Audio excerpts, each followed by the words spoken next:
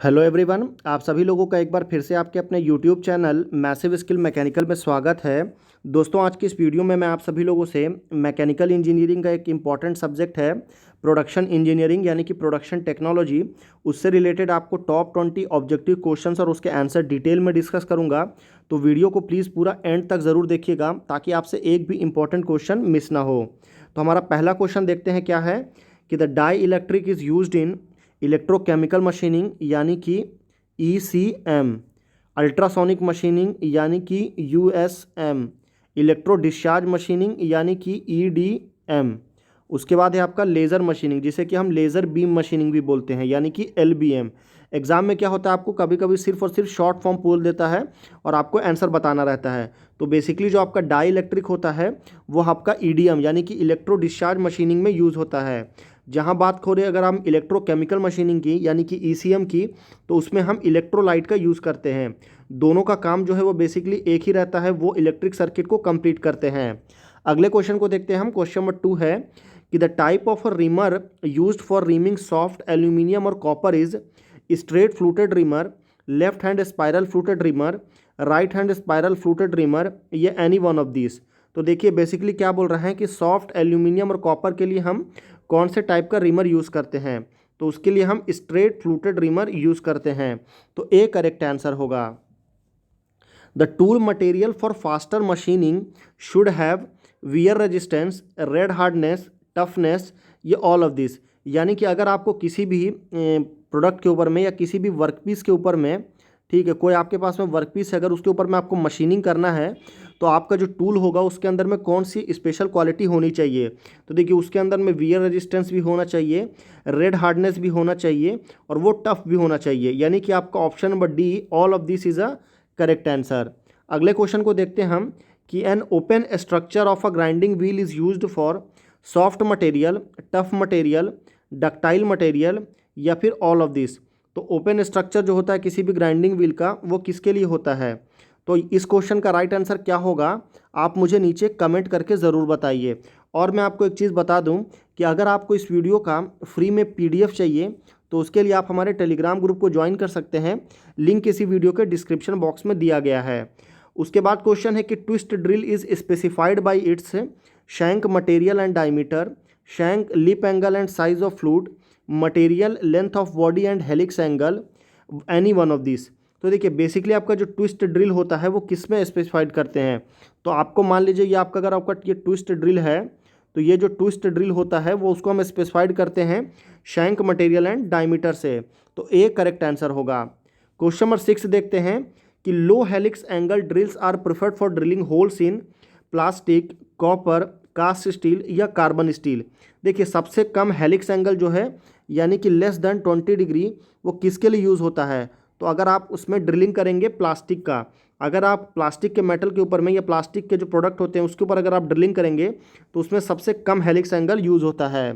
Question number 7 देखते हैं कि in which of the following machine the work remains stationary and the tool is rotated, vertical boring machine, horizontal boring machine, precision boring machine, या jig boring machine. तो ऐसा आपका boring machine कौन सा होता है जिसमें कि आपका वर्कपीस फिक्स होता है और टूल जो है वो आपका रोटेट होता है। तो टूल रोटेट होता है, ऐसा किस केस में होता है। तो ये होता है आपका हॉरिजॉन्टल बोरिंग मशीन के केस में। तो बी करेक्ट आंसर होगा। The cutting speed of a drill depends upon the material of the drill, type of material to be drill, quality of surface finish desired, या all of this. तो cutting speed जो है हम वो किसी भी drill का वो कैसे डिसाइड करते हैं। तो कटिंग स्पीड हम डिसाइड करने के लिए हमें उसका मटेरियल पता होना चाहिए, कौन से मटेरियल पे ड्रिल करना है वो पता होना चाहिए, और क्वालिटी ऑफ सरफेस फिनिशिंग यानी कि आपको कितनी अच्छी क्वालिटी आपको उस प्रोडक्ट के ऊपर में चाहिए वो पता होना चाहिए। तो ऑप्शन नंबर डी यानी कि all of this is the correct answer. Question number 9 है कि the chamfering is an essential operation after knurling, rough turning, boring, या थ्रेड कटिंग। तो चैम्फरिंग जो है वो कौन सा ऑपरेशन होता है, वो काफ़ी इसेंशियल ऑपरेशन है और वो किसके बाद किया जाता है। तो चैम्फरिंग जो है वो आपका नर्लिंग करने के बाद में चैम्फरिंग करना काफ़ी ज़्यादा इंपॉर्टेंट माना जाता है।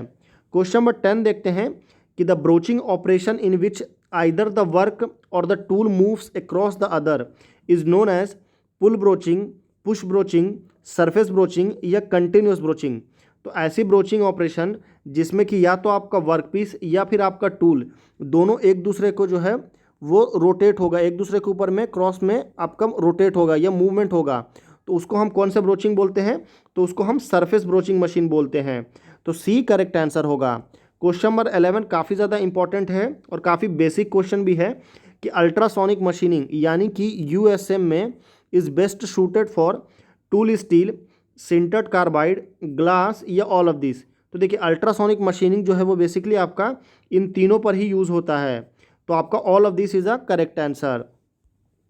A 15 mm drilling machine means that it can drill a hole of maximum diameter 15 mm is in 15 mm thick plate या having cross sectional area of 15 mm square या none of these। तो basically अगर आप मान लीजिए आपको कोई drilling machine देता है और उसका स्पेसिफिकेशन लिखा है उसके ऊपर में कि 15 mm या 15 mm, तो उसका मतलब ये है कि वो 15 mm से मैक्सिमम डायमीटर यानी कि 15 mm जो होल का डायमीटर रहता है उससे ज़्यादा वो जो है वो आपका ड्रिलिंग नहीं कर सकता है।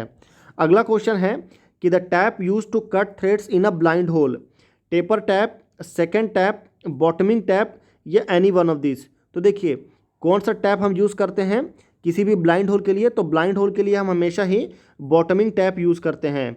तो सी करेक्ट आंसर होगा। क्वेश्चन नंबर 14 है कि mandrel is use to hold an eccentric work, heavy work, thin work या none of this.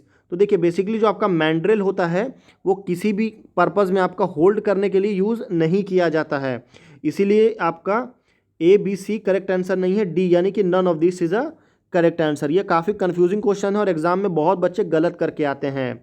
Question number 15 है कि dense structure of a grinding wheel is used for hard material, brittle material, finished cut या all of this. तो आपका मैंने पहले बताया था कि जो ओपन स्ट्रक्चर होता है वो आपका सॉफ्ट मटेरियल के लिए यूज़ होता है और आपका डेंस स्ट्रक्चर जो है वो आपका हार्ड मटेरियल के लिए, और उसके साथ साथ फिनिशिंग कट और आपका ब्रिटिल मटेरियल के लिए भी डेंस स्ट्रक्चर ही यूज़ किया जाता है। तो डी यानी कि all of this is a correct answer. Question number 16 है कि gears can be best produced on mass production by shaping, casting, forming, hobbing. तो गियर्स जो है वो आपका सबसे अच्छा कब प्रोड्यूस किया जाता है? मास प्रोडक्शन में, यानी कि मान लीजिए जब कभी आपको एक गियर बनाना हो तो उसके लिए आप कोई दूसरा शेल मोल्डिंग प्रोसेस यूज़ कर सकते हैं, पर इसी एक गियर की जगह में अगर आपको 1000 गियर बनाना हो तो आप शेल मोल्डिंग को यूज़ नहीं करोगे। क्यों नहीं करोगे? क्योंकि इसमें जो आपका प्रोडक्शन कॉस्ट है वो बढ़ जाएगा। तो उस केस में हम अगर बहुत ज़्यादा मास प्रोडक्शन में हम गियर को बनाते हैं तो उसके लिए हम गियर हॉबिंग का यूज़ करते हैं, जिसमें क्या होता है, तो जिसमें आपका गियर हॉबिंग में एक हॉब होता है और उसके साथ साथ में एक ब्लैंक होता है जिसके ऊपर में आपको गियर बनाना है। ठीक है, तो ये दोनों जो है एक दूसरे के ऊपर में रोटेट होता है अगेंस्ट द डायरेक्शन, यानी कि इसका डायरेक्शन अलग रहेगा और इसका डायरेक्शन अलग रहेगा। अगला क्वेश्चन देखते हैं कि in a plain milling machine the table can be moved longitudinally, crosswise, vertically या ऑल ऑफ दिस। तो किसी भी प्लेन मिलिंग मशीन में आपका ये तीनों तरह से ही हम उसको टेबल को मूव कर सकते हैं। तो डी करेक्ट आंसर होगा। अगले क्वेश्चन को देखते हैं। क्वेश्चन नंबर 18 है कि इन drilling operation the metal is remove by sharing, extrusion, sharing and extrusion या शेयरिंग एंड कंप्रेशन। तो बेसिकली किसी भी ड्रिलिंग ऑपरेशन में जो मेटल रिमूव होता है वो किसके थ्रू होता है? तो उसमें क्या होता है ड्रिलिंग मशीन में, मान लीजिए आपका ये वर्कपीस है और इसके अंदर में आप अगर ड्रिल टूल को डालते हैं तो वो क्या करता है, आपका ड्रिलिंग करता है और इसके लिए टूल जो है वो आपका रोटेट होता है हाई स्पीड में, तो वो आपका शेयरिंग क्रिएट होता है और शेयरिंग एंड एक्सट्रूजन के हेल्प से। तो सी करेक्ट आंसर होगा। क्वेश्चन नंबर 19 है कि single point tool has rake angle, cutting angle, lip angle या ऑल ऑफ दिस। तो देखिए कोई भी जो आपका सिंगल पॉइंट टूल हम किसको बोलते हैं? तो सिंगल पॉइंट टूल में आता है आपका ड्रिलिंग, यानी कि जब आपका सिर्फ और सिर्फ एक टूल दिखे, ठीक है, एक पॉइंट दिखे जहाँ से आपका मशीनिंग हो रही हो, तो ड्रिलिंग हो गया। उसके बाद में आपका शेपर हो गया, शेपर में भी एक ही टूल होता है। उसके बाद आपका प्लेनर हो गया। ये तीनों जो है आपका सिंगल पॉइंट टूल कहलाता है, तो उसमें जो है एक ही टूल होता है। और जो आपका मल्टी पॉइंट टूल होता है उसमें कौन कौन सा आता है? तो उसमें आपका ग्राइंडिंग आता है, मिलिंग आता है, ग्राइंडिंग ऑपरेशन, मिलिंग ऑपरेशन। उसके बाद में आपका ब्रोचिंग ऑपरेशन बोलते हैं, जो ब्रोच के थ्रू किया जाता है। ये तीनों प्रोसेस जो है आपका मल्टी पॉइंट टूल में कहलाता है। यहाँ पर बात हो रही है सिंगल पॉइंट टूल की, तो उसमें क्या होता है आपका ये तीनों ही एंगल होता है। एग्जाम में क्वेश्चन आता है कि सिंगल पॉइंट टूल में सबसे ज़्यादा एंगल किसका होता है? तो वो लिप एंगल का होता है। कितना होता है? तो वो आपका 60 डिग्री टू 70 डिग्री तक होता है लिप एंगल। और उसका जो टूल का जो स्ट्रेंथ है वो कौन से एंगल से डिसाइड होता है, तो वो रैक एंगल से डिसाइड होता है। तो ये कुछ इंपॉर्टेंट चीज़ है जो आपका सिंगल पॉइंट टूल से रिलेटेड आपको पता होना चाहिए। क्वेश्चन नंबर 20 और लास्ट क्वेश्चन है हमारे इस वीडियो का कि in hot machining the work is heated bye simple heating, flame heating, induction heating या एनी वन ऑफ दिस।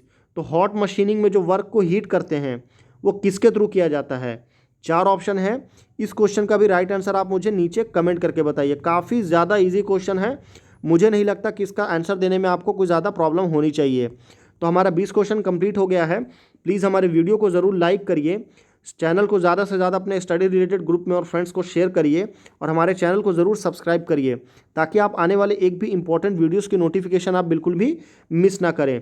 नीचे मैंने आपको आंसर की दिया है ताकि बाद में अगर आपको रिवीजन करना हो तो उसके लिए आप PDF को प्रेफर कर सकते हैं। उसके लिए लिंक नीचे डिस्क्रिप्शन में है, टेलीग्राम ग्रुप को ज़रूर ज्वाइन कर लीजिए। फिर मिलते हैं अगले वीडियो।